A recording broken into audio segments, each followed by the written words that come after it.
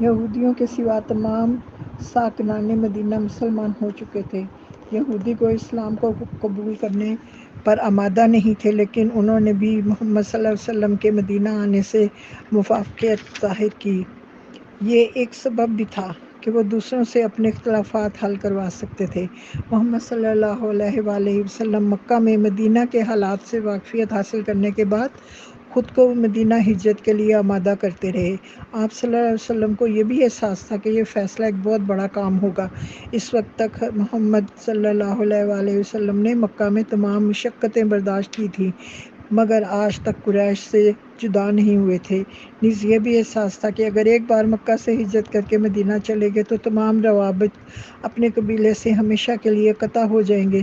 عربی زبان میں اس طرح کے قطع روابط کے لیے ایک اصطلاح ہے جس کو دوسروں نے اصل معنی کے بجائے غلط انداز میں استعمال کیا، اور وہ اصطلاحی کلمہ ہے فتنہ۔ عربی زبان میں فتنہ یعنی قطع روابط یہ ہے کہ کوئی شخص تمام قدروں اور وابستگیوں کو اپنے قبیلہ یا طائفہ سے ختم کر دے۔ یہ اصطلاح جب دوسرے غلط انداز اور غلط معنی میں استعمال ہوئی تو لوگوں نے اس کے معنی تولید فساد کے لیے دراصل ایسا نہیں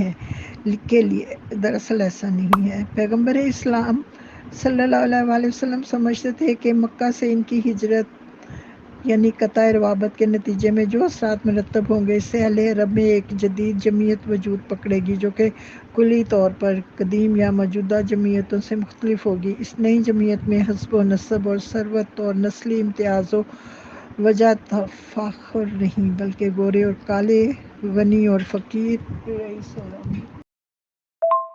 اس لیے خدا کی ریاست دائمی ہے۔ اس امت میں خدا کا نمائندہ پیغمبر اسلام حضرت محمد مصطفیٰ صلی اللہ علیہ وآلہ وسلم ہیں۔ نئی جمعیت امت کے تمام افراد خدا کے سامنے ایک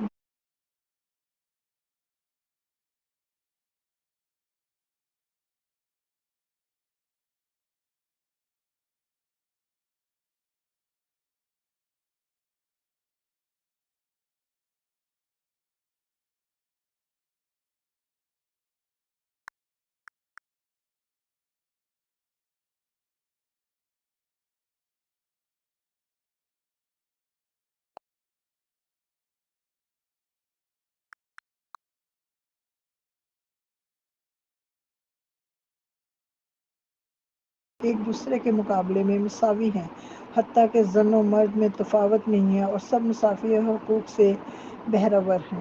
امت ایک قبیلے کے مثل نہیں ہے کہ مبنی بر حسب و نسب ہو اور ان کا خون دوسرے افراد بشر سے جدا ہو۔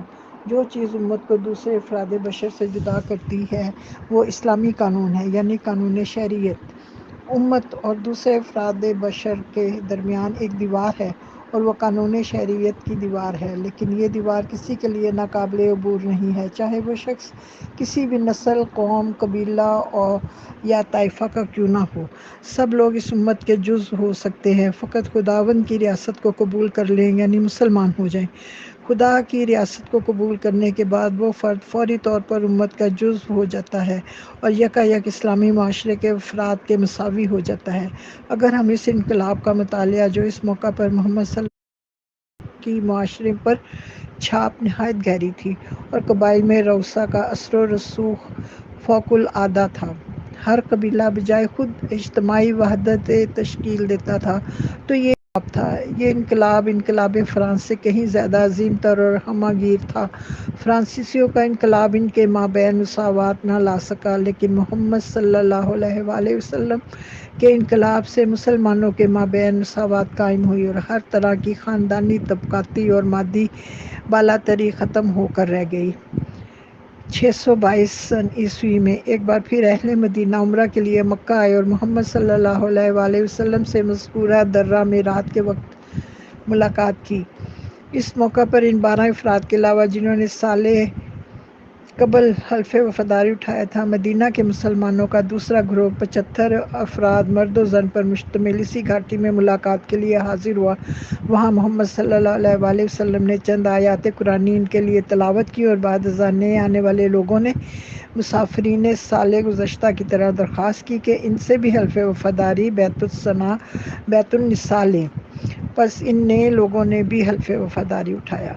حلف کے بعد جب محمد صلی اللہ علیہ وسلم نے فرمایا، آپ لوگوں نے مجھ سے بیعت کی ہے کہ جب کبھی میں خطرے میں ہوں گا تو آپ لوگ میرا اسی طرح دفاع کریں گے جس طرح اپنے بیوی بچوں کا کرتے ہیں، لیکن یہ بھی ممکن ہے کہ ایسے حالات پیش آئیں اور ہم مجبور کر دیے جائیں کہ ہمیں اسلام کی پیش رفت کے لیے جنگ کرنی پڑے۔ آیا تم آمادہ ہو کہ خدا کی راہ میں جنگ کرو اور آمادہ ہو کہ مجھ سے بیعت حرب کرو؟ بیعت حرب اور بیعت النساء میں ایک فرق ہے۔ بیعت النساء ایک دفاعی معاہدہ تھا جبکہ بیعت حرب ایک جارحانہ پیمان تھا۔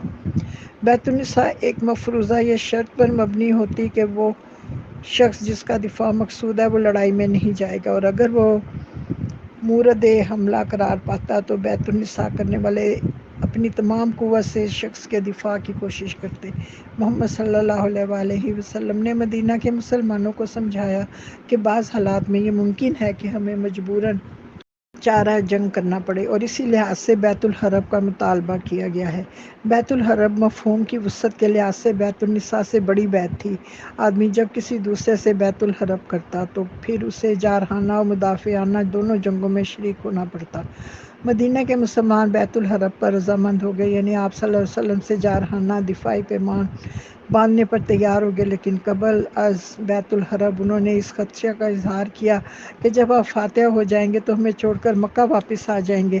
اس وجہ سے محمد صلی اللہ علیہ وسلم نے بھی ان کے لیے وفاداری کا حلف اٹھایا، فرمایا، اے مدینہ کے مسلمانوں، تمہارا خون میرا خون ہے اور میرا خون تمہارا خون، میں تم میں سے ہوں اور تم مجھ سے ہو، جو کوئی بھی تم سے جنگ کرے میں اس سے جنگ کروں گا، اور جس شخص سے تم خدا کی راہ میں جنگ کرو گے میں بھی اس سے برسرے پیکار ہوں گا۔ یہ سن کر ان 73 مردوں نے بیعت الحرب کی، 2 عورتوں ان کے علاوہ تھیں، جبکہ کل موجودہ افراد کی تعداد 75 تھی، اور محمد صلی اللہ علیہ وآلہ وسلم 11 افراد سے کہا، تم میرے نمائندے ہو۔ مدینہ مراجعت کرنے کے بعد احکام خداوندی مسلمانوں کو سمجھاؤ، ان سے کہو کہ مسلمانوں کے درمیان کسی قسم کا امتیاز نہیں ہے۔ خداوند نے اس بابت فرمایا ہے، انما المؤمنون اخوۃ فاصلحوا بین اخویکم، یعنی مسلمان ایک دوسرے کے بھائی ہیں، اگر کوئی نزاع پیدا ہو تو دوسرے بھائی ان کی صلح کروائیں۔ سورۃ حجرات مدینہ میں نازل ہوئی، اس لیے محمد صلی اللہ علیہ وآلہ وسلم اس آیت کو اس موقع پر نہیں پڑھ سکتے تھے، لیکن یہ کہا جا سکتا ہے کہ اس آیت کا مضمون پڑھا نہ کہ خود آیت۔ محمد صلی اللہ علیہ وسلم نے آیت پڑھی ہو یا اس کا مضمون، یہ محقق ہے کہ آپ صلی اللہ علیہ وسلم جب مدینہ کی طرف ہجرت کے لیے آمادہ ہوئے تو ہر طرح کا طبقاتی اور خاندانی امتیاز ختم کر دیا۔ اسی طرح سورۃ حجرات کی 13ویں آیت جو کہ مدینہ میں نازل ہوئی کا حسب ذیل ہے۔